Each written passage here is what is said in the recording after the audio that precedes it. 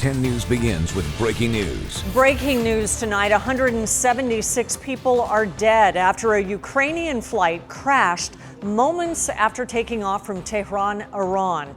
These are some of the first images captured from the Boeing 737 crash. We're told the crash was due to technical difficulties and no one on board survived. This all comes just hours after Iran struck back at the U.S. for killing a top Iranian general. Iran fired a series of missiles at two American military bases in Iraq, one at the Al-Assad Air Base and Erbil military base. ABC's Mona Kosar Abdi has more on the violent tensions. Good evening. Iran vowed to avenge General Soleimani's death, and tonight they delivered on that promise. So now America and the world waits to see how President Trump will respond. New video from Iranian state television shows Iran striking back against the U.S. Tehran firing round after round of ballistic missiles into Iraq, targeting American forces stationed at a military base in western Iraq. The Iranian Revolutionary Guard now calling Tuesday night's rocket attack, quote, Operation Martyr Soleimani, after the country's top military commander was killed in a U.S. airstrike 48 hours prior. President Trump received a briefing of the situation, meeting with his national security team in the Situation Room. Just hours before in the White House, Trump defended his ordered airstrike against Soleimani. He's been called a monster, and he was a monster. And he's no longer a monster. He's dead. His defense chief, Mark Esper, also stating Soleimani was plotting to kill American soldiers and diplomats. Esper adding the U.S. acted out of self-defense. The United States is not seeking a war with Iran, but we are prepared to finish one. Iran's foreign minister telling ABC's Martha Raddatz the outcome of the situation depends on the U.S. Are you concerned that a strong response from Iran will end in an all-out war? It depends on the United States. The United States took an act of war against Iran. It will have to be prepared for the consequences. Classified briefings with congressional members have been held in a secure room in the Capitol building. House Speaker Nancy Pelosi warning, quote, America and the world cannot afford war. And hours after the attack, President Trump sending a message to the American people that, quote, all is well. He says officials are assessing casualties and damage, but, quote, so far, so good. Reporting live in Washington, Mona Kosar Abdi, ABC News. Back to you. And we spoke to retired Marine General G.I. Wilson, who is familiar with Al-Assad Air Base. Wilson says there are systems on base to detect incoming rockets and missiles. When you're attacking a large air base like Al-Assad, which is very, very expansive, and you fire some missiles at it, you might hit the base, but the probability of hitting something is pretty small. Well, coming up after the break, we're going to share how the events unfolding in Iran are bringing back hard memories for the widow of a San Diegan held hostage there 40 years ago. And now to more breaking news here at home. Police have announced the arrests of two suspects in the murder of an Alpha Project security guard. Our 10 News reporter Laura Acevedo is live from police headquarters. And Laura, the homeless shelter CEO called these arrests a relief. He did, and police say that it was actually the smart street lights that helped them catch these two suspects. One was arrested in Phoenix, Arizona, the other right here in San Diego. 44-year-old Ernie Buchanan was shot and killed outside of the Alpha Project shelter on Imperial Avenue just over a week ago. Buchanan worked at the shelter's as a security guard. Police identified the suspects as 47-year-old Floyd Garrett and 40-year-old Johnny Hill. Both are from San Diego. I did speak to Alpha Project CEO Bob McElroy moments after the news of the arrest came out. He tells me he is thankful for Buchanan's family and is hopeful they can have some peace and closure. 10 News spoke to Buchanan's brother just days after the shooting. He told us his brother was a father of 6 and a grandfather who loved working at the shelter. So for anybody to shoot him, he wasn't expecting any, he had no issues down there. It was good for him. The Alpha Project CEO tells me that Buchanan's services are scheduled for this weekend. He says as far as he knows, those two suspects were not known to the shelter. Reporting live from police headquarters, Laura Acevedo, 10 News. Laura, thank you. And more breaking news. One teenager is dead and 5 others were injured after a crash on State Route 905. Our 10 News breaking news tracker was on scene. The crash happened just after 9 o'clock tonight. Officers say the car was going down the 905 at high speeds when it hit the center divide. Police say the driver died right there at the scene of the crash. The other teenagers had to be rescued from the wreckage, and they are being treated for unknown injuries tonight. Congressman Duncan Hunter says he will leave office next Monday. He submitted his letter of resignation today. And last year, Hunter and his wife were indicted on charges of campaign finance violations. Prosecutors say they used $250,000 from campaign donors for personal use.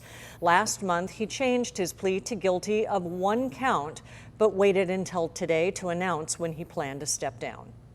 Certainly no big surprise, but we just can't figure out if there was any strategy to this. We don't know why he didn't resign on the day that he pled guilty. So it's certainly no big surprise, but long overdue. Republican political strategist John Dadian says Hunter legally could have stayed in his seat until the end of his term. Hunter's letter only describes his work as a congressman. He ends it by saying, "It's been an honor to serve the people of California's 50th district, and I greatly appreciate the trust they have put in me over these last 11 years. Governor Newsom has until January 27th to call for a special election to fill Hunter's seat. Poway residents could soon be paying more for water. It comes less than a month after discolored water led to a week-long boil water advisory. Our 10 News reporter Anthony Pura is in Poway, where leaders want to point out the two issues, they're actually unrelated. Anthony. The city had workshops on these proposed rate increases in October and November, well before that boil water advisory took place. They say these increases are simply because costs are going up. We buy our water outside of the city. We don't have our own water supply. We're reliant on the county. The county passes their increases on to us. We in turn pass them on to the residents. Poway City Council member Barry Leonard says the city is facing higher costs to get its water and to invest in its water infrastructure. They need to increase water revenue by 4.5% and their wastewater revenue by 6.3% each year for the next 2 years. The proposal isn't just a rate increase, it will also change the structure of the rate system. Customers will be placed into tiers based on usage and be charged accordingly. It'll affect most people across the board, but on the high end, it'll affect them even more. The proposal calls for the first increase to take effect in March and the second increase January 2021. The city council will hold a public hearing on this issue in March. They're also expected to vote on it then. In Poway, Anthony Pura, 10 News. I'm Rachel Bianco at the San Diego Superior Court. A local veteran attorney is now charged with a high-speed chase that backed up traffic on the 5 in La Jolla last week. Nancy Sussman represented herself in court, pleading not guilty to felony evading, driving with a suspended license, and resisting arrest. The defendant drove recklessly around a residential neighborhood. More marked patrol cars joined that pursuit with lights and siren. Police were trying to stop Sussman on a warrant connected to another case. In that case, she's charged with burglary and other counts involving a Border Patrol agent who is her neighbor. Reporting downtown, Rachel Bianco, 10 News.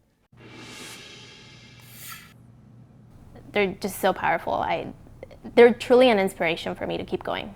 A San Diego artist is teaming up with a group of women determined to change their situation. They were all deported to Mexico but have children still in the U.S. 10 News anchor Lindsay Pena introduces us to the group fighting to reunite with their families.